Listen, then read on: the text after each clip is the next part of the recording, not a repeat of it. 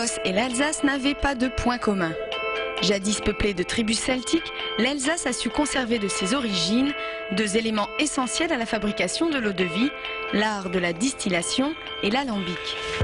Au cœur du Val-de-Villers, la distillerie Meyer fabrique de l'eau-de-vie et des liqueurs depuis 1958.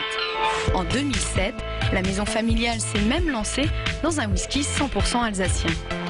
Il y a 3 métiers qui rentrent en compte. En fait, le premier, c'est une malterie, donc qui travaille les grains, donc l'orge et les différents grains qui rentrent en compte dans notre whisky. Il y a également une brasserie alsacienne qui travaille en fait un brassin. Donc c'est une sorte de bière, si vous voulez, sans houblon. Donc là, c'est un processus qui dure environ entre 7 et 10 jours pour travailler le brassin. Ce brassin, nous, on va le récupérer, comme dit le distiller, le stocker dans nos fûts. Les ingrédients sont déjà donc les grains. Le brassin, forcément, il y a un type de brassin spécifique qu'on veut. Donc ça, c'est une recette secrète que notre père a élaborée. Ensuite, on a forcément l'eau de source également, qui vient au moment du coupage, entre 65 degrés d'alcool pour passer à 40 degrés d'alcool, le degré auquel on le commercialise. La distillerie reçoit le brassin en mars. Il est mis au repos quelques jours, puis distillé pour éviter une seconde fermentation. La distillation du whisky est très semblable à celle de l'eau-de-vie. Tout commence par l'ébullition du brassin.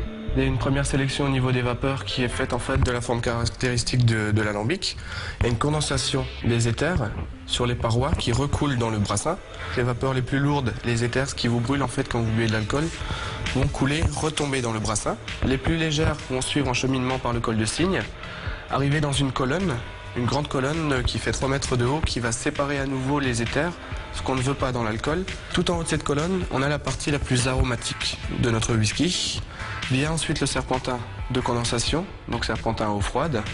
Ça se condense sous forme liquide et il y a 3 parties qui coulent, les têtes, le cœur et les flegmes. Les têtes, c'est tout ce que l'oignon, en fait, l'alambic et la colonne n'ont pas réussi à supprimer. Le cœur de chauffe, c'est ce qui nous intéresse nous, et les flegmes sont redistillés par après. La distillation dure près de 5 heures. À la fin, le cœur de chauffe du whisky est placé dans des fûts, à minimum 65 degrés d'alcool, pendant 3 ans.